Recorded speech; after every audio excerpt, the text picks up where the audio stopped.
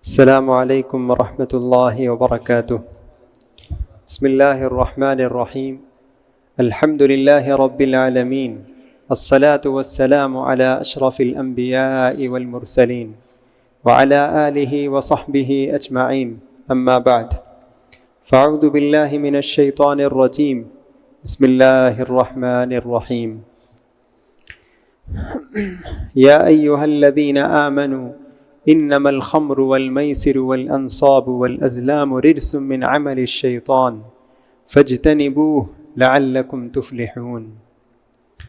حمد و ثنا، بزرگی اور بڑائی اللہ رب العالمین کے لیے ہے، جس نے ہماری رہنمائی کے لیے قرآن مجید نازل کیا۔ درود و سلام نازل ہو ہمارے پیارے نبی محمد صلی اللہ علیہ وسلم پر، جنہوں نے ہمیں جینے کا سلیقہ سکھایا۔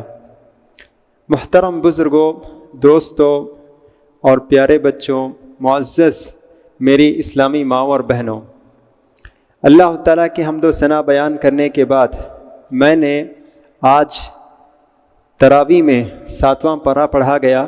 7واں پارہ میں سے سورہ مائدہ کی ایک آیت کا آج میں نے اپنے درس کے لیے انتخاب کیا ہے۔ اس آیت میں اللہ تعالیٰ ارشاد فرماتا ہے، یا ایہا الذین آمنوا، اے ایمان والوں، انما الخمر، شراب، والمیسر، اور جوا، والازلام، اور قسمت معلوم کرنے کے لیے تیر نکالنا، والازلام، والانصاب، اور بت پرستی، رجس من عمل الشیطان، یہ ناپاک ہے، گندا ہے، شیطان کے عمل میں سے ہے، شیطان کا کام ہے۔ رجس من عمل الشیطان فاجتنبوہ، تم اس سے بچو، لعلکم تفلحون، شاید کہ تم کامیاب ہو جاؤ گے۔ یہ آیت آج کی تراویح میں آج پڑھی گئی 7ویں پارہ کا ایک حصہ ہے، ایک آیت ہے جو میں نے ابھی تلاوت کی ہے۔ اس آیت کریمہ میں اللہ تعالیٰ 4 باتوں سے ہمیں روکتا ہے، اور یہ 4 برائیاں ہیں جو ہمارے معاشرے میں آج بھی ہیں، اور آج بھی ہمارے کچھ بھائی اس میں ملوث ہیں، اور قرآن مجید میں اللہ تعالیٰ اسے سختی سے منع کرتا ہے کہ تم اس سے باز آ جاؤ۔ دنیاوی لحاظ سے بھی اور اخروی لحاظ سے بھی یہ بہت بڑی برائی ہے۔ جو آدمی اس برائی میں ملوث ہوگا تو دنیا میں بھی اور آخرت میں بھی وہ نقصان میں ہوگا، خسارے میں ہوگا۔ تو سب سے پہلی چیز اللہ تعالیٰ فرماتا ہے کہ خمر، شراب سے باز آ جاؤ۔ شراب کو عربی زبان میں خمر کہتے ہیں۔ خمر سے مراد ہر وہ چیز جس کے پینے سے آدمی کے اندر نشہ پیدا ہو تو اس کو خمر کہا جاتا ہے۔ الخمر ما یخامر العقل، ہر وہ چیز جس کے پینے سے نشہ پیدا ہو جائے اور عقل میں پردہ پڑ جائیں تو اس کو خمر کہتے ہیں، اس کو شراب کہتے ہیں۔ آج امیر لوگ بھی شراب پیتے ہیں، ان کی شراب کی قسمیں الگ، ان کے شراب کے بوتل الگ، اور غریب آدمی بھی شراب پیتا ہے لیکن اس کی کوالٹی بھی الگ اور اس کی قسمیں بھی الگ ہیں۔ بہرحال ہر وہ چیز جس کے پینے سے آدمی کے اندر نشہ پیدا ہو تو وہ شراب ہے۔ تو اللہ تعالیٰ کہتا ہے یہ ناپاک چیز ہے، گندی چیز ہے، اس سے تم باز آ جاؤ۔ کیوں؟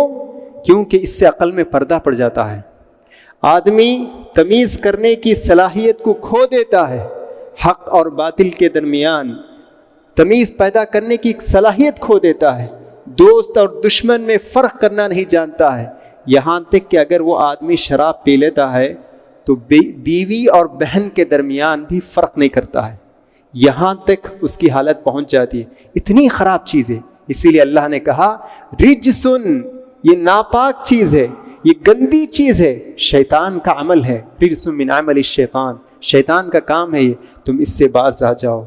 تو یہ بہت ہی اہم چیز ہے، اللہ تعالیٰ اس سے ہمیں منع کرتا ہے۔ شراب کوئی معمولی چیز نہیں، شراب پینا کوئی معمولی گناہ نہیں ہے۔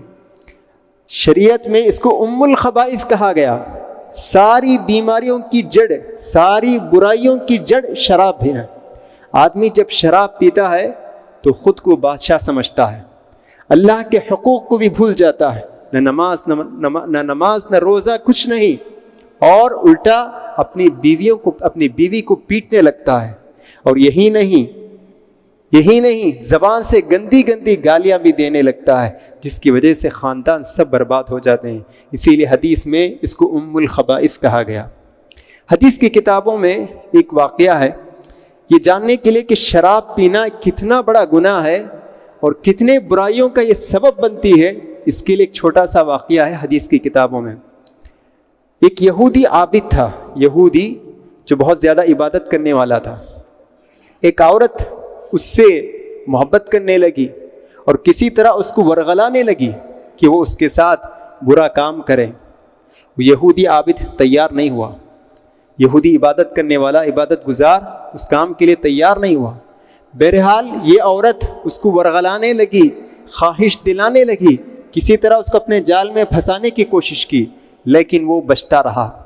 آخر ایک مرتبہ کسی طریقے سے وہ وہاں پہنچ گیا تو اس عورت نے اس کو 3 آپشن دی، 3 اختیارات۔ پہلا اختیار یہ ہے کہ وہ اس کے ساتھ زنا کرے۔ دوسرا اختیار یہ ہے کہ ایک بچہ تھا، اس نے کہا کہ تم اس بچے کو قتل کرو۔ تیسرا اختیار یہ ہے کہ وہاں شراب رکھی ہوئی ہے، تم یہ شراب پی لو۔ اب تم میرے پاس آ گئے ہو، ان 3 چیزوں میں سے کوئی ایک کام کرنا تمہارے لیے ضروری ہے۔ اب یہودی یہ سوچنے لگا، یہ بہت ہی عابد عبادت گزار آدمی تھا، سوچنے لگا کہ 3 برائیاں میرے پاس ہیں، ان 3 میں سے کوئی ایک برائی کیے بغیر یہاں سے نکلنا میرے لیے ناممکن ہے، تو ان میں سے کسی ایک برائی کا ارتکاب کرنا، کوئی ایک برائی کرنا میرے لیے ضروری ہے۔ تو خوب سوچنے کے بعد اس نے یہ فیصلہ کیا، میں شراب پی لوں گا، کیونکہ زنا سے بھی، قتل سے بھی کم گناہ اور معمولی چیز شراب ہے، تو میں شراب پیتا ہوں۔ تو اس نے شراب پی لی۔ شراب پینے کے بعد اس نے زنا بھی کیا، اور پھر اس کے بعد اس بچے کو اس نے قتل بھی کیا۔ دیکھیے، شراب پینے کے بعد تینوں گناہ اس نے کر ڈالا۔ تو یہ ہے شراب کا انجام۔ تو عرب میں اللہ کے رسول صلی اللہ علیہ وسلم نبی ہونے سے قبل شراب کے بہت عادی تھے، شراب لوگ بہت پیتے تھے، یہاں تک کہ حمزہ رضی اللہ عنہ شراب میں اونٹ کے کوہان کو انہوں نے کاٹ دیا۔ اونٹ کے کوہان جانتے نا، اونٹ کے جو گردن کے پاس جو گوشت ہے، اس گوشت کو انہوں نے کاٹ دیا۔ علی رضی اللہ عنہ اپنی ولیمہ کے لیے اس اونٹ کو انہوں نے پالا تھا۔ پھر علی رضی اللہ عنہ اللہ کے رسول کے پاس جاتے ہیں اور جا کر کہتے ہیں کہ ہمارے چچا حمزہ رضی اللہ عنہ نے میرے اونٹ کے ساتھ یہ سلوک کیا۔ تو اللہ کے رسول صلی اللہ علیہ وسلم علی رضی اللہ عنہ کو لے کر حمزہ کے پاس پہنچتے، حمزہ رضی اللہ عنہ کے پاس پوچھتے ہیں، چچا جان آپ نے یہ کیا کیا ہے کہ اونٹ کے ساتھ آپ نے یہ معاملہ کیا ہے؟ اونٹ زندہ ہے اور اس کے کوہان کو تم زندے کی حالت میں اس کو کاٹ دیے ہیں۔ حمزہ رضی اللہ عنہ نے اللہ کے رسول سے کہا، انتم عبید آبائی، جاؤ تم سب جو ہے میرے باپ کے غلام ہو۔ تو اللہ کے رسول نے علی رضی اللہ عنہ سے کہا، دیکھو ابھی یہ نشے میں ہے، ابھی ان سے بات کرنا صحیح نہیں ہے، ان کا نشہ اترنے دو پھر ہم بات کرتے ہیں۔ یہ کہہ کر آپ نکل گئے۔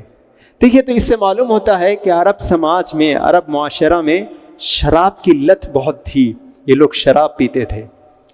نماز میں ایک صحابی کھڑے ہو گئے، سورۃ الکافرون کی انہوں نے تلاوت کی، قل یا ایھا الکافرون لا اعبد ما تعبدون۔ اصل آیت ایسی ہے، اے کافروں جس کی تم عبادت کرتے ہو میں اس کی عبادت نہیں کروں گا۔ لیکن صحابی نشے کی حالت میں تھے، انہوں نے اس آیت کو اس طرح پڑھ دیا، اعبد ما تعبدون، تم جس کی عبادت کرتے ہو میں بھی اس کی عبادت کرتا ہوں۔ کتنا معنی بدل گیا۔ تو یہ سب شراب کی وجہ سے نشے میں تھے۔ تو اللہ تعالیٰ نے، شراب ایک لت ہے، ایک عادت ہے جس کا چھڑانا بہت مشکل، تو اسی لیے اللہ تعالیٰ نے مرحلہ بمرحلہ، اسٹیپ بائی اسٹیپ، 3 اسٹیپ میں اللہ تعالیٰ نے شراب کو حرام قرار دیا۔ پہلا اسٹیپ یہ تھا کہ اللہ نے کہا شراب پینے میں کچھ فائدہ ہے لیکن نقصان زیادہ ہے، یہ پہلا مرحلہ تھا۔ تو مسلمان طرح چوکنا ہو گئے کہ شراب اچھی چیز نہیں، اس میں فائدہ بھی ہے اور نقصان زیادہ ہے۔ پھر دوسرا مرحلہ یہ تھا کہ اللہ نے کہا لا تقربوا الصلاۃ وانتم سکارا، جب تم نشے کی حالت میں ہو تو شراب کے قریب بھی مت جانا، شراب پی کر نماز نہیں پڑھنا، یہ دوسرا مرحلہ۔ تیسرا مرحلہ ابھی جو میں نے آیت آپ لوگوں کے سامنے پڑھی وہ آیت ہے. اللہ نے اس میں صاف صاف کیا فجتنبوہ، تم اس سے باز آ جاؤ. تو مسلمان ایک دم ایک آواز ہو کر انہوں نے اعلان کیا کہ ہم باز آ گئے، فجتنبوہ. تو یہ باز آ گئے. جب یہ آیت نازل ہوئی تو اللہ کے رسول نے اعلان کیا کہ دیکھو صحابہ، یہ شراب حرام ہو گئی ہے. اب پینا کسی بھی وقت میں پینا منع ہے، چاہے نماز کا وقت ہو یا نماز کا وقت نہ ہو، کسی بھی وقت شراب پینا حرام ہے. تو انس رضی اللہ عنہ کہتے ہیں میں اپنے سوتیلے باپ کو شراب پلا رہا تھا، میں اپنے سوتیلے باپ کو شراب پلا رہا تھا. جیسے ہی یہ آواز میرے کانوں کو ٹکرائی کہ شراب حرام ہو گئی تو ابو طلحہ نے کہا جاؤ جا کر دیکھو کیا اعلان ہو رہا ہے.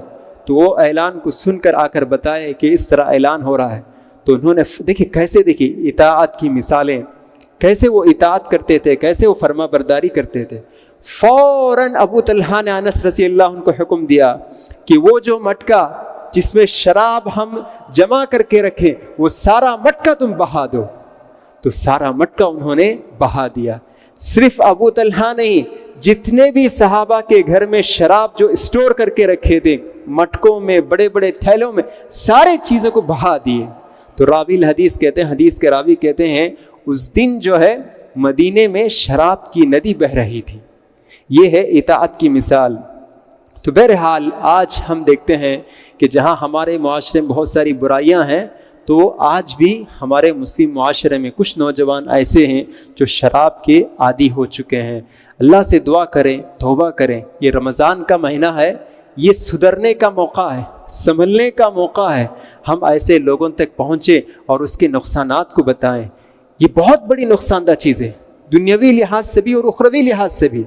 آدمی جب شراب پیتا ہے تو اس کا خاندان برباد ہو جاتا ہے، اس کی فیملی برباد ہو جاتی ہے. اور روڈ ایکسیڈنٹ، جتنے بھی حادثات جو روڈ ایکسیڈنٹ ہیں، کار، بس، یہ سب جو روڈ ایکسیڈنٹ ہوتے ہیں اس کے تعلق سے کہتے ہیں کہ اس کا اکثر سبب یہی شراب ہے. اور WHO جو کہتے ہیں کہ ہیلتھ آرگنائزیشن، وہ لوگ کہتے ہیں کہ 5% جو موت ہوتی ہے اس کا 5% سبب جو ہے یہی شراب ہے. اور یہی نہیں بلکہ WHO کے تحت وہ کہتے ہیں کہ شراب پینا تقریباً 300 بیماریوں کا سبب ہے. شراب پینے سے ایک نہیں، دو نہیں، 300 بیماریاں بھی آ سکتی ہیں. تو اس میں کہتے ہیں کہ کینسر آ سکتی ہے، فیٹی لیور ہو سکتا ہے اور ہارٹ اٹیک آ سکتا ہے، بہت ساری بیماریاں ہیں. تو اللہ سے ہم دعا کریں کہ جو لوگ بھی اس طرح کی بیماریوں میں ملوث ہیں تو ان کو چاہیے کہ اللہ سے توبہ کریں. رمضان اسی لیے آتا ہے، یہ رمضان اسی لیے آتا ہے کہ ہم اپنے عمل کا جائزہ لیں. شراب، ہر وہ چیز جو شراب کا بھائی ہے یا اس کی بہن ہے اس سے بھی بچنا چاہیے. بیڑی، سگریٹ نوشی، پان پراگ، یہ ساری جو نشہ آور چیزیں یہ سب شراب کی بہنیں ہیں. ان ساری چیزوں سے بچنا چاہیے. جان اللہ کی امانت ہے، یہ جان، یہ صحت اللہ کی امانت ہے. صحت سب سے بڑی دولت ہے، سب سے بڑی دولت. عربی زبان میں کہا جاتا ہے الصحۃ تاج علی رؤوس الاصحاء. صحت و تندرستی ایک تاج ہے صحت مند آدمی کے سر پر، جسے صرف بیمار لوگ ہی دیکھتے ہیں اور صحت مند لوگ اس تاج کو نہیں دیکھتے ہیں. صحت و تندرستی بہت بڑی چیز ہے. تو یہ رمضان کا مہینہ آیا ہے، فرشتہ پکار پکار کر کہتا ہے یا باغی الخیر اقبل و یا باغی الشر اقصر. اے نیک کم کرنے والے آگے بڑھ اور برائی کا ارادہ کرنے والے رک جا. یہ فرشتہ اعلان کرتا ہے، اللہ کی طرف سے اعلان ہے. تو یہ سنبھلنے کا، سدھرنے کا، اللہ سے قریب ہونے کا ایک سنہرا اور زرین موقع ہے. اس موقع کو ہم فائدہ اٹھاتے ہوئے جو بھی ایسے عادت ہمارے اندر ہیں ہم اپنے عمل کا جائزہ لیں اور اس سے توبہ کرنے کی کوشش کریں. دیکھیے جب آدمی توبہ کرتا ہے تو اللہ تعالیٰ بہت خوش ہوتا ہے، بہت خوش ہوتا ہے. اور اللہ کے رسول فرماتے ہیں التائب من الذنب کمن لا ذنب لہ. جو آدمی اپنے گناہ سے توبہ کرتا ہے وہ ایسا ہو جاتا ہے جیسا کہ اس نے گویا کہ گناہ ہی نہیں کیا ہے. سبحان اللہ. دوسری بات، جو دوسری برائی کا جو ذکر ہے، انما الخمر والمیسر. اللہ کہتا ہے جوا بازی. جوا بازی یہ بھی گندی چیز ہے. اللہ کہتا ہے والمیسر، کہ میسر جسے ہم گیمبلنگ کہتے ہیں. میسر کا مطلب کیا ہے؟ کوئی بھی دو آدمی دو طرفہ شرط لگاتا ہے. دیکھیے میں بھی پیسہ ڈالتا ہوں, آپ بھی پیسہ ڈالیں گے, اس میں سے جو جیتیں گے اس کا یہ سارا پیسہ اس کا ہو جائے گا, جو جیتے گا اس کا ہو جائے گا. تو یہ ہے میسر, اسی کو ہم جوا بازی کہتے ہیں. آج کل جو کرکٹ میچ ہے, IPL میچ ہے, اس میں بیٹنگ جو لگاتے ہیں کہ فلاں ٹیم اگر جیتتی ہے تو میرے طرف سے یہ آپ کو میں اتنا شرط لگاتا ہوں, جو میں جو کہتا ہوں میری جو ٹیم جیتے گی, جو میں کہتا ہوں اگر وہ ٹیم جیت جاتی ہے تو آپ مجھے پیسہ دیں گے. تو یہ بھی جو ہے اسی جوا بازی میں سے ہے. تو یہ سب بچنا چاہیے. اللہ نے کہا رجس, یہ ناپاک چیز ہے, گندی چیز ہے.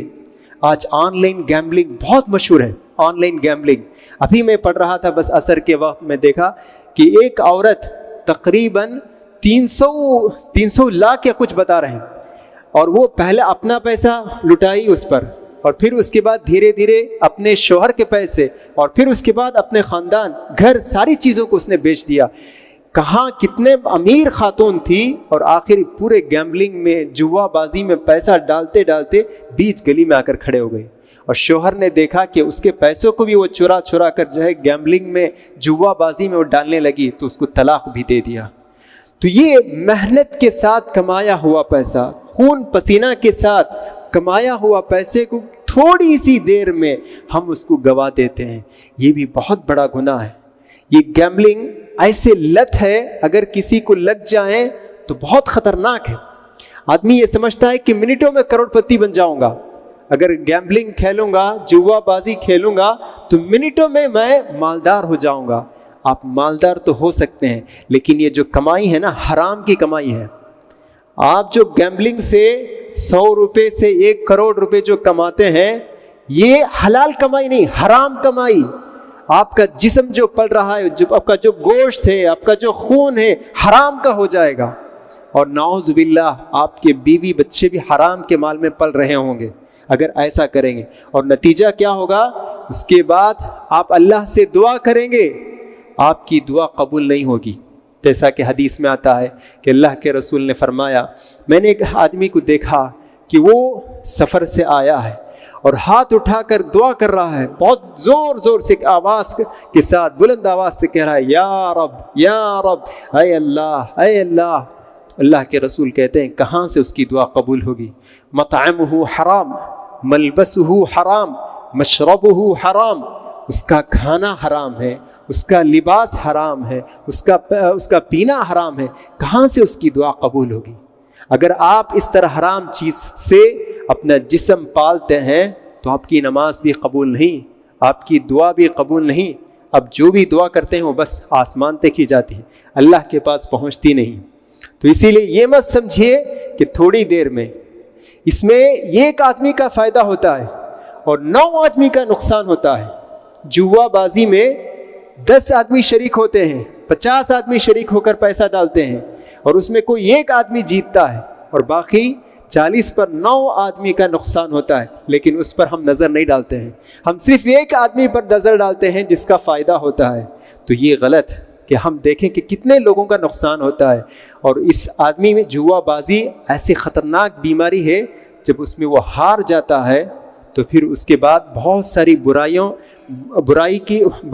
برا سوچتا ہے, دھوکہ دینے کی سوچتا ہے, اور پھر اس کے بعد چوری کرنے کی سوچتا ہے, اور پھر اس کے بعد قتل کرنے کی بھی نہیں سوچتا ہے کہ میں کسی کو قتل کروں اور اس کا پیسہ لوٹ لوں, اور پھر اس کے بعد میں اس طرح جوا میں کھیلوں. تو یہ سوچتا ہے. کئی بیماریوں کا یہ سبب ہے. عرب میں بھی اس طرح کی جوا بازی یہ سب ہوتا تھا, تو اللہ تعالیٰ نے اس کو منع کیا. صحابہ سے کہا, اللہ مسلمانوں سے مخاطب ہو کر کہا کہ اس طرح کی جوا بازی سے تمہیں دور رہنا, یہ گندی چیز ہے. کس قدر حرام ہے یہ؟ اللہ کے رسول کہتے ہیں اگر کوئی شخص کسی آدمی سے کہتا ہے تعال اقامر کا, آؤ جوا کھیلیں گے, اگر کوئی اس طرح کہتا ہے, کھیلتا نہیں صرف بلاتا ہے آؤ جوا کھیلیں گے, گیمبلنگ کھیلیں گے, اگر کوئی کہتا ہے تو اللہ کے رسول کہتے ہیں کہ اس کے لیے صدقہ کرنا ضروری ہے. کھیلنا تو دور کی بات, صرف بلانا بھی نہیں, اگر کوئی بلاتا ہے تو اس کے لیے کفارہ ہے, اور وہ کفارہ یہ ہے کہ وہ صدقہ کریں. تو کس قدر برا ہے ہم اس سے اندازہ لگا سکتے ہیں، تو اس سے بھی بچنا چاہیے۔ اسی طرح آخر میں اللہ فرماتا ہے والانصاب، بت پرستی، کہ ہم خود سے پتھر سے تراش کر کسی چیز کو اپنا معبود بنا لیں، تو یہ بھی غلط۔ اور آخر میں اللہ فرماتا ہے والازلام، قسمت کی تیر نکالنا۔ عرب میں جیسا ہم قرآن ڈالتے ہیں تو اسی طریقے سے وہ لوگ تیر کو قرآن کے شکل میں ڈالتے تھے، اور پھر اس کے بعد اپنی قسمت معلوم کرنے کے لیے تیر نکالتے تھے کہ ہماری قسمت کیا ہوگی۔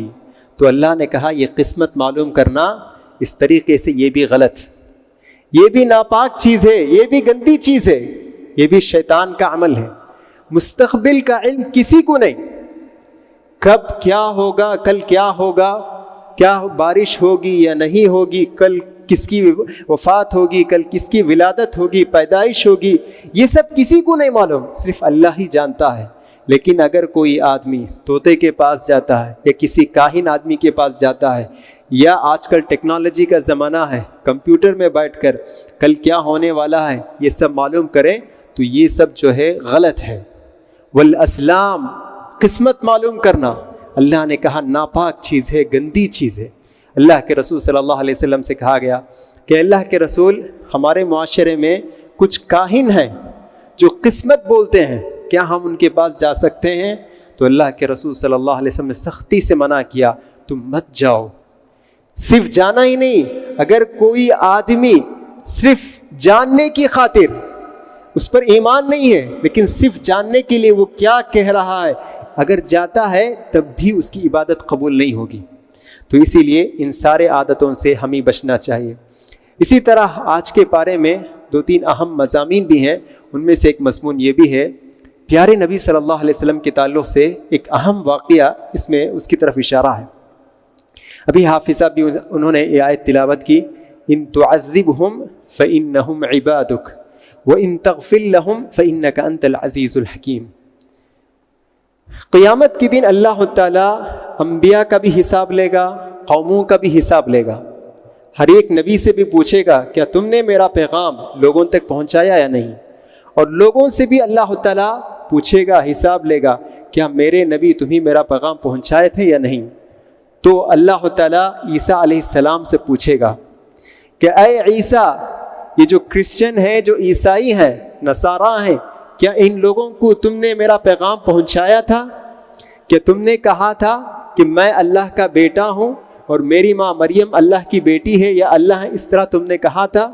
تو عیسیٰ علیہ السلام کہیں گے کہ میں نہیں کہا تھا، میں نے تو انہیں توحید کی دعوت دی تھی، لیکن انہوں نے میرے بعد یہ تثلیث کا عقیدہ جسے ٹرینیٹی کہتے ہیں کہ انہوں نے اس کو گل لیا ہے کہ عیسیٰ، جبریل، اللہ یہ تینوں ایک ہیں، یہی تینوں خدا ہیں، یہ انہوں نے گل لیا ہے، یہ اپنے طرف سے ہے، اس میں میرا کوئی قصور نہیں ہے۔ اور پھر وہ آگے کہیں گے ان تعذبہم فإنہم عبادک، پروردگارا اگر تو ان کو عذاب دینا چاہتا ہے تو دے سکتا ہے، یہ تیرے بندے ہیں، تو دے سکتا ہے، یہ تیرے بندے ہیں۔ وَإِن تَغْفِرْ لَهُمْ، اگر تو ان کو معاف کر دے، فَإِنَّكَ أَنْتَ الْعَزِيزُ الْحَكِيمُ، تو زبردست حکمت والا ہے۔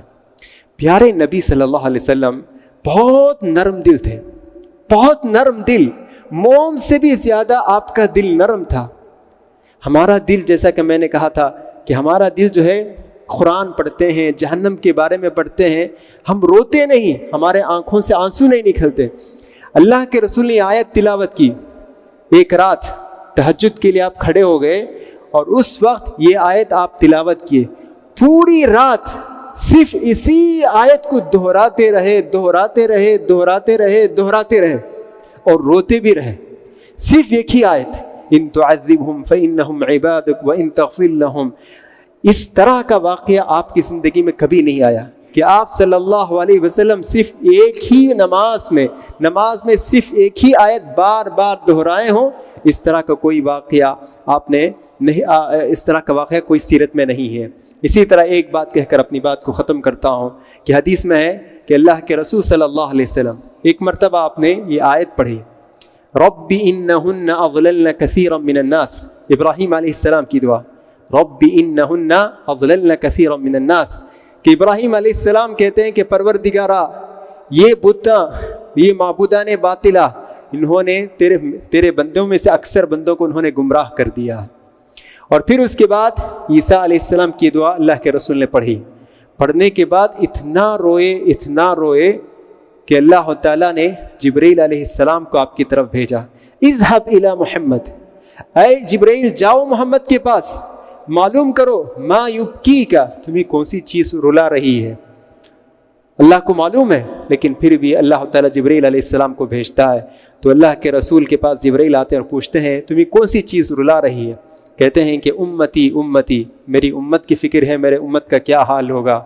تو پھر اللہ تعالیٰ جبرائیل علیہ السلام سے کہتا ہے جاؤ تم اپنے رسول سے کہو، محمد سے کہو کہ ہم تمہارے امت کے تعلق سے ہم تم کو ناراض نہیں کریں گے، ہم وہ معاملہ کریں گے جس سے تم خوش ہو جاؤ گے. سبحان اللہ. اسی حدیث کی بنیاد پر علماء نے کہا، حدیث کی بنیاد پر، کہ جنت میں دو تہائی لوگ اللہ کے رسول کی امت میں سے ہوں گے. سبحان اللہ. تو ہمارے لیے بھی بڑی خوش قسمتی کی بات ہے کہ ہم اس نبی کے امتی ہیں جن کے جنت میں 2/3 لوگ آپ کی امتی ہوں گے. اللہ تعالیٰ سے دعا ہے کہ اللہ تعالیٰ ہم تمام لوگوں کو قرآن مجید پڑھنے اور شراب، جوا، اس طرح کی ساری برائیوں سے دور رہنے کے اللہ تعالیٰ ہم تمام کی توفیق عطا فرمائے. آمین.